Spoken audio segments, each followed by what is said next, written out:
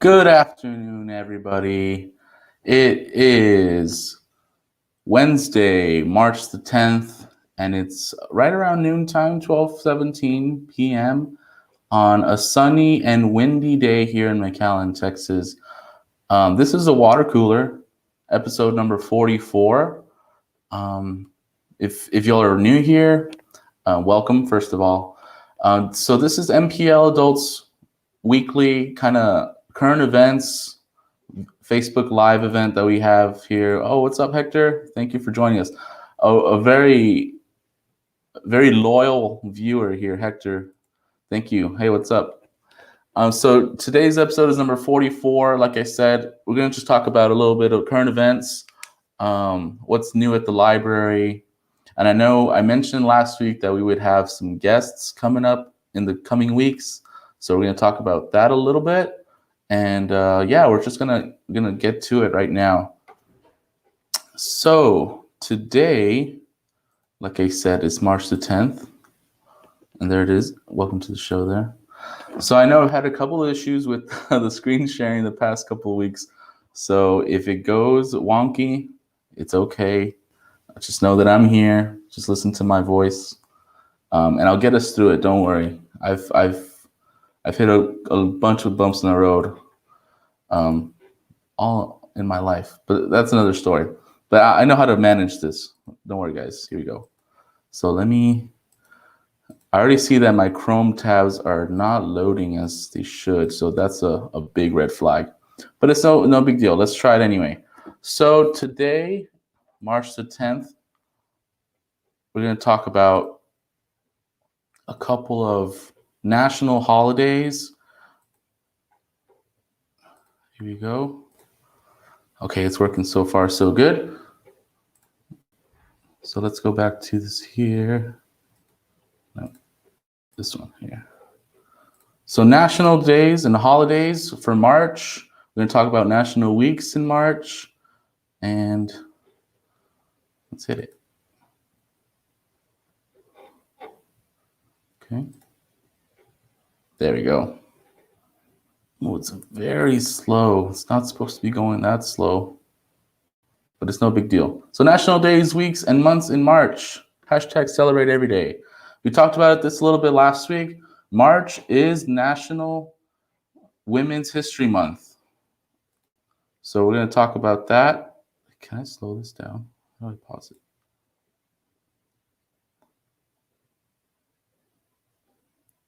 No. Anyway, let's go back here. So it's National Women's History Month. And if you're how to celebrate Women's History Month, what's up, JC, checking in. Let's go. Thank you. My Google Chrome is wonky. Here we go. Women's History Month is women's history is full of trailblazers in the fight for equality in the US. From former slave turned abolitionist and women's rights activist Sojourner Truth delivering her famous Ain't I a Woman speech at the Women's Rights Convention in Akron, Ohio. And if you haven't read bits of that Ain't I a Woman speech, I do recommend it. It is very powerful and moving. To suffragists like Susan B. Anthony and Elizabeth Cady Stanton fighting for women's right to vote, and the rise of feminism, and Kamala Harris becoming the first woman of color vice president of the U.S. American women have long fought for equal footing throughout the nation's history, but there's still a ways to go, I think. That's my opinion. But celebrate women's history this month by, just reading up on women's history. I did find an article from history.com. If you just search history.com, women's history milestones, you'll see a really great article and a little timeline that has a lot of really important women's history stuff throughout history, of course. Also, March is National Noodle Month, and I am a fan of noodles. I'm a fan of ramen noodles. I'm a fan of spaghetti, fettuccine, all kinds of stuff. So the history of noodles, I'm going to talk a little bit about the history, is one that you actually may not expect. When you think about this type of food, you probably think Italian food. The Chinese, Arabs, and Italians have all claimed to have invented noodles, but most studies show that the oldest mention of noodles appears in a dictionary from the 3rd century AD in China. These noodles, called, I might mispronounce this, mian pian, are still eaten in China today. Emma Goldman. What's up, Bobby? Emma Goldman. Fideo. Yes, Fideo noodles. Very popular around here. Who doesn't love a bit of Fideo? Also, this month of March is a really huge month for like heritage months and history months, is Irish American Heritage Month. Share stories of an Irish American heritage throughout March, read about the Irish in America, or watch a documentary. And I've provided a couple of suggestions below, and I'll share them in the comments afterward. It's a list of a couple of Irish books and documentaries. Also, today is March the 10th, which also means, I also didn't mention Frozen Food Month. We talked about that last week. But frozen foods, I mean, they can save you when you're at home. Maybe you don't have anything readily available. Frozen food will always come to the rescue. Also, read an ebook week. That's an easy one. Go to your public library, McAllen Public Library, ask how to get an ebook on your device, on your phone, a tablet, laptop. Anyone at the information desk can help you. And ebooks are the future, folks. Listen to me when I say this. Ebooks are the future. Also, today, March 10th, is National Pack Your Lunch Day. So while some foods pack well for lunch, others don't fare so well. If you're new to packing lunches, check out the starter list. So hard-boiled eggs provides a protein. Fresh vegetables, of course. Carrots, celery, sliced cucumbers, cherry tomatoes, whole fruit, apples, oranges, bananas, grapes, and berries. Yogurt also packs well, provides a serving of dairy. And of course, a salad you can prepare before you come into work. Cheese, crackers, nuts, all pack well for lunch as well. And the last but not least, for today, March the 10th, it's National Mario Day. Mario. Mario's last. Okay, here's two pieces of trivia that I didn't know before knowing that today was National Mario Day. Something that surprised me. Mario's last name is his first name. Okay, Luigi and Mario are known as the Mario brothers, making Mario's last name Mario. If that blew your mind, you're not alone. Mario, that's his name. Don't wear it out. And dedicated fans knew that Mario before he was a plumber. Dedicated fans knew Mario before his time as a plumber. As his creation, Donkey Kong portrays Mario as a carpenter named Jumpman. Then in 1983, Nintendo launched a new game in which bad guy Jumpman reinvents himself into an Italian plumber who rescues princesses. So good for him. He had a nice turnaround in his life. Also, we're going to talk a little bit about what's new at MPL. So I'm going to do this here. So a couple of things that we can talk about what's new at MPL. I know we've talked about the video games checkouts, but I kind of talked about that too much. But since today is this week is National Ebook Week, Read an Ebook Week, we're going to talk about Cloud Library, and it's from the Hidalgo County. Excuse me. The entire Hidalgo County has this new ebooks and audiobooks resource. It's called Cloud Library. So anyone with an Hidalgo County library card, whether it's from McAllen, Mission, Edinburgh, Alamo, San Juan, anywhere in the Hidalgo County, you can use Cloud Library. And there's just a quick little look at how many articles are on there, how many items are on there. And it's like thousands of books and audiobooks. And you can see just the different genres and all that kind of stuff. It's so much stuff. You can download up to 10 books per card. And then this curative little kiosk that we have out in the parking lot is still there. And there are the times, the schedule, and their website if you want to get an appointment ahead of time. So those are just two things that are new at the library. If you have any questions about Cloud Library, give us a call, or if you have a question, just drop it in the chat below and someone will get to it. And Curative for the COVID testing out in the parking lot, there's the website right there, curative.com, to book an appointment. And I think that's all I had. Oh, no, there's a little more. There's one last slide here. And it is the virtual programming schedule for March from MPL Adults. And you can see we have book talks, we have book clubs, we have different to-go crafts, hook and yarn, which is the knitting circle that is meeting virtually, an adult painting class, coloring kits, all kinds of stuff all over our MPL Adults Facebook page. So if you're not following us on Facebook Adults, you can do it after this stream. But yeah, just remember that, MPL Adults on Facebook. Okay, cool.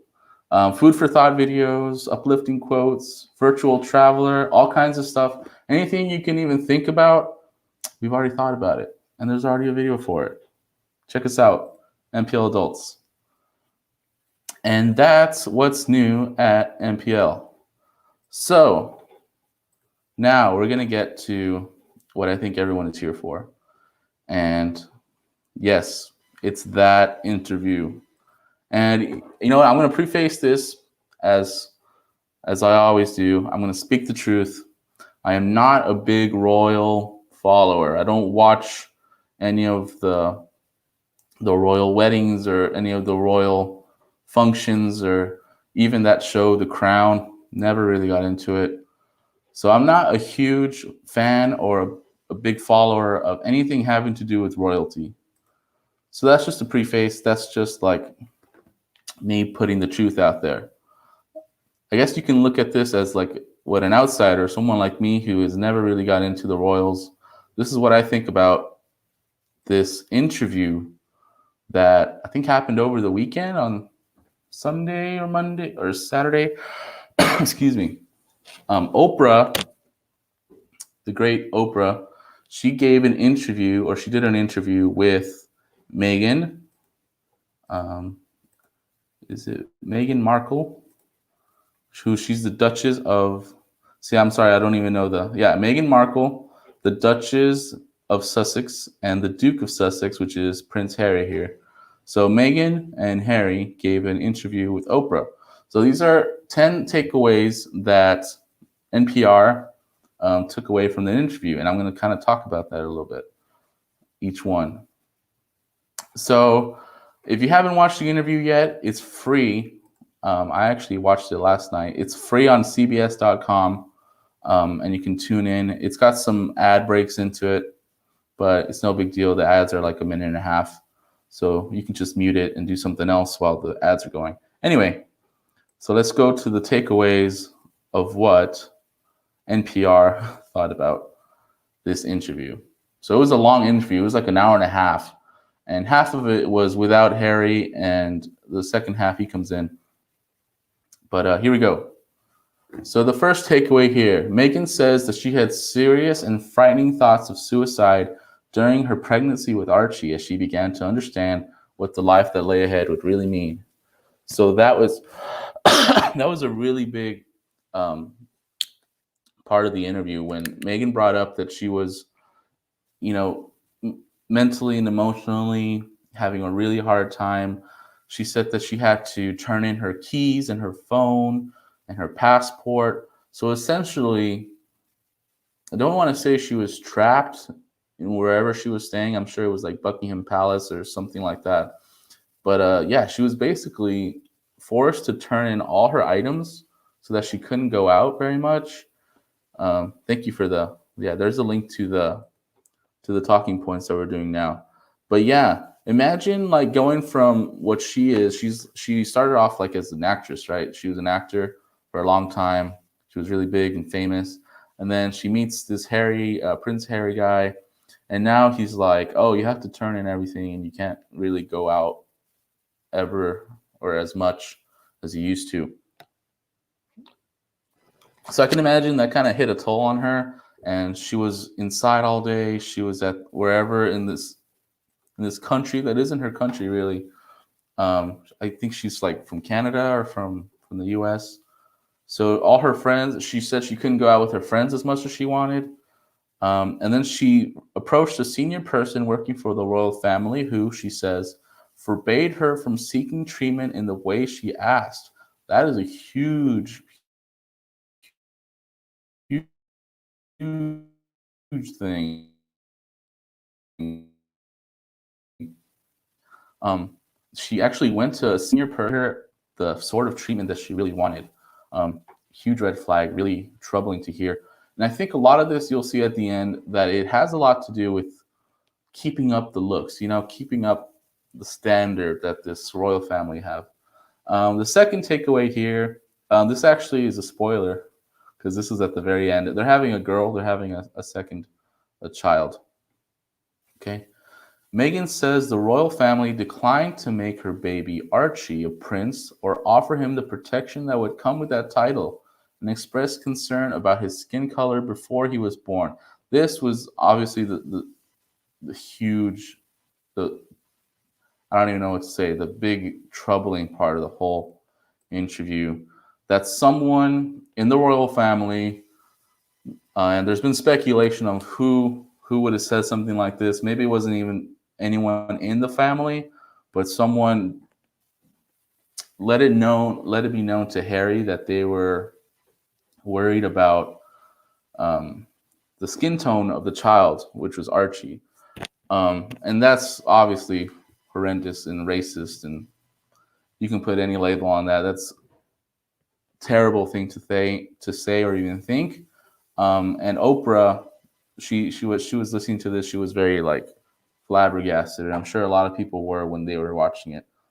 Um, I mean, you can't really say much about that, right? Meghan told Oprah that when she was pregnant, the family informed her that they would not make her first child Archie, and the child would not be protected that accompanies that title. So they were also saying that Archie, their firstborn, he wouldn't get any protection or any title that usually comes with a child from a royal member, right?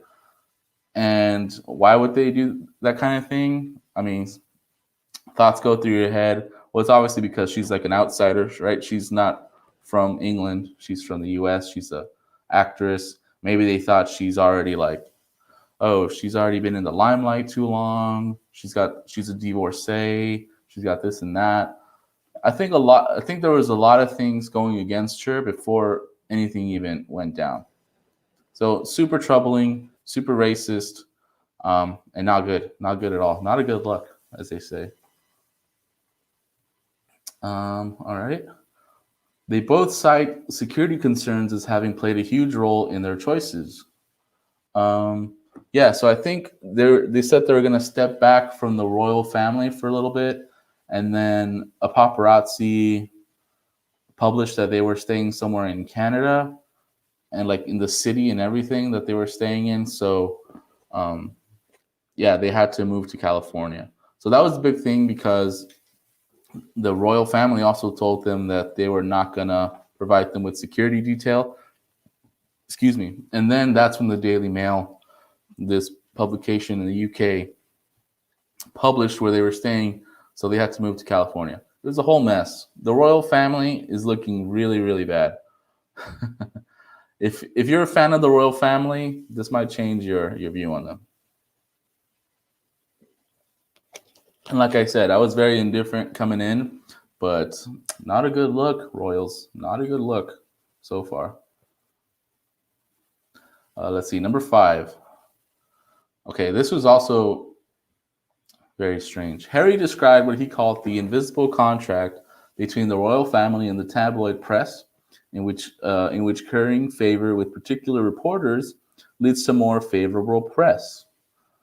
So this is something that you probably think is going on, and I guess that's why they call it the invisible contract, because nobody knows about it. But it basically says that the royal family will wine and dine certain members of the press just so that they give them fluffy pieces in the thing. Grace says, the show The Crown made me like them. This makes it all go backwards. Yes. Yeah, I don't know. Really, really weird. Just, and like I said in the beginning, a lot of this is kind of like keeping up your looks, like keeping up, like, oh, we're the royals, we're a prince or a duke or whatever. I don't even know what any of those titles mean, to be honest. Yeah, just really weird.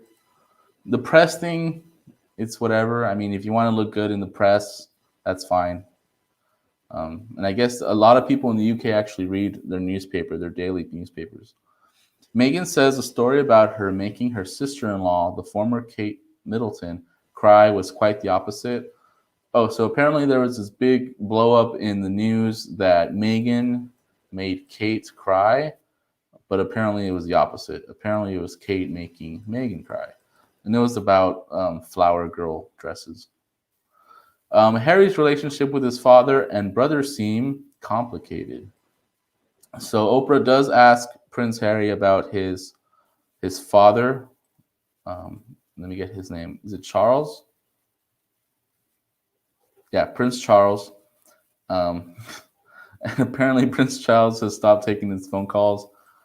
And William, his other brother, I think he said he's giving him space. So William is doing his own thing. Harry's doing his own thing in the U.S. now. Prince Charles isn't taking his phone calls. For better or for worse, that's up to you.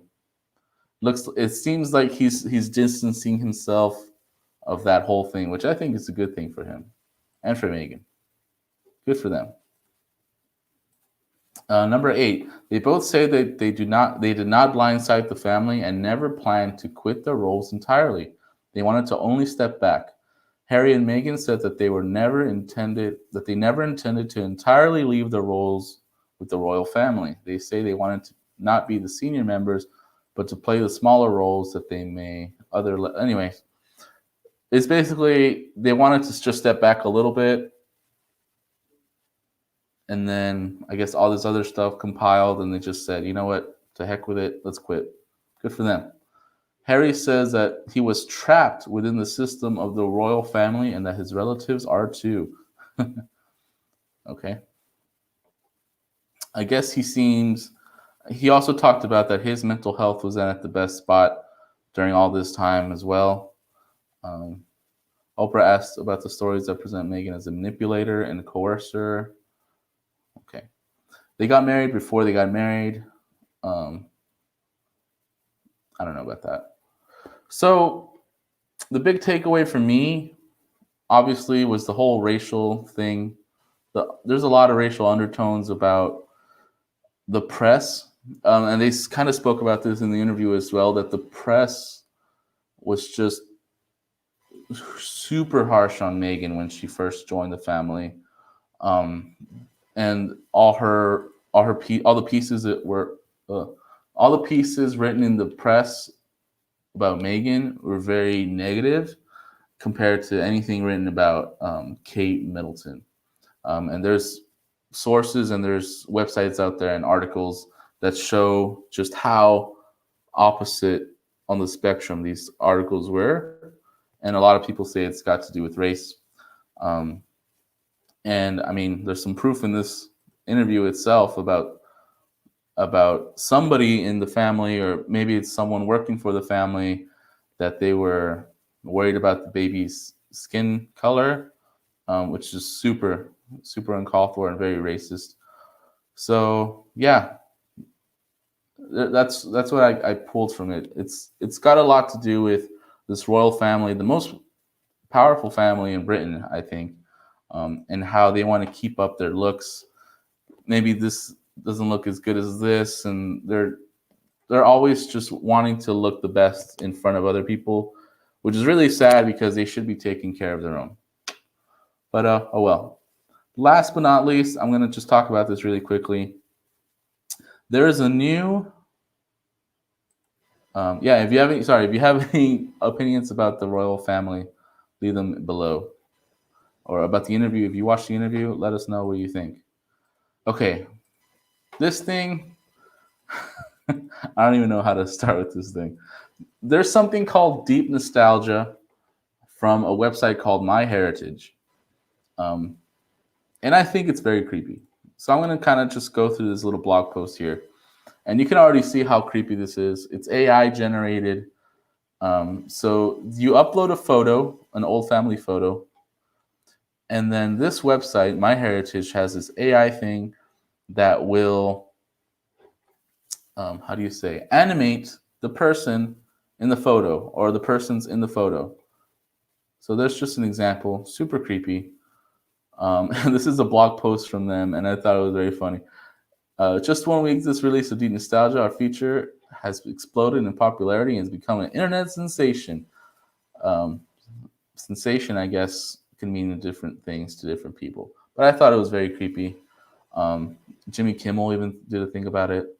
But I'll kind of just play this video that they have down here of their favorite ones. So I think it's just creepy because if you haven't seen this person on your photo that you're uploading, maybe you haven't seen them for 10, 20 years. Maybe you've never met this person that you've uploaded on this random website, and now they have a copy of your family member on their website. I just think you're gonna be stunned when you see them moving. Of course, they're not talking or saying anything. There's no sound, but doesn't that creep you out? Like, doesn't this bother some people? Looks like a GIF. Yeah, I guess they make it into a GIF. Yeah, there's no sound or anything, and it's just like them looking around. And I'll play the photo, or I'll play this little video here. Here we go. So this is some of their favorites that MyHeritage posted on their blog post here. And this is, I think it's a TikToker, various TikToks. So there's that one. I guess we can watch it together as a family here.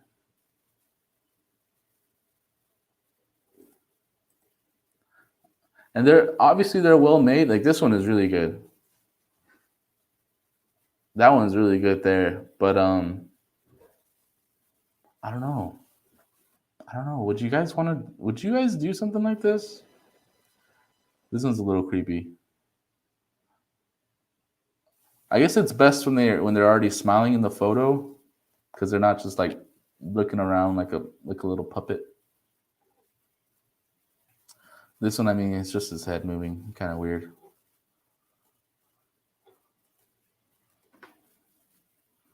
But I guess there's also those sentimental people who are like, well, I want to see my grandmother and my grandfather move one more time, or at least look like they're alive one last time. And that's it. But oh yeah, they also do like famous people in history. They did like an Oscar Wilde one. Pee Wee Herman did his himself. Okay. Here's the Oscar Wilde one. This one's pretty good. It's kind of just looking around. So yeah, I think this is free. You just have to make an account with myheritage.com. So if you're interested in that, check it. Yeah, I think it's free. You just got to make an account for that myheritage.com place. I saw a reaction video where kids showed their parents. Okay, yeah. So if it's someone's parents and the parents are kind of like sentimental kind of people, then they probably would get a hang of it.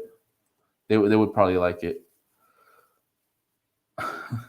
I tried doing this, but it gave me a notice saying millions of people who are using the feature to try again later.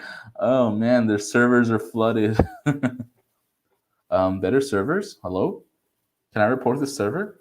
It reminds me of Harry Potter. Yes, yeah, I remember that too from the wanted posters, and it's like moving, that kind of thing. Yeah, where the pictures move. So I'll make one last announcement before we finish up here. It's been 30 minutes already. But next week, and I wish I had the little flyer that we made. But next week I will be on here with a colleague of mine, Julia, and we'll be speaking to a representative from Nuestra Clínica del Valle, and we'll be speaking about what they do for the community. She'll give a little info session. She can even do it in bilingual. She can answer some questions in English and in Spanish. So if y'all know of anyone who is interested in hearing an info session from Nuestra Clínica del Valle. I'll be in here with Julia, and I didn't get the representative's name, but she'll be in here as well. She'll be answering any questions that we have. She'll be giving an info, just a general information session. Nuestra Clínica del Valle, and I think they do the marketplace, like the healthcare marketplace, but we'll talk about that too. Anyway, I think that's all I have for today. Thank you all for joining me. Thank you for watching. My usual suspects in the chat, thank you for tapping in and joining in. If you have any questions or comments, leave them in the comment section below. Follow us on Facebook, MPL Adults. Subscribe to us on YouTube. Just search McAllen Library. And I will see you all next week. Same time, same place, with our special guest, Julia, and a representative from Nuestra Clínica del Valle. Have a good rest of your day. Peace out.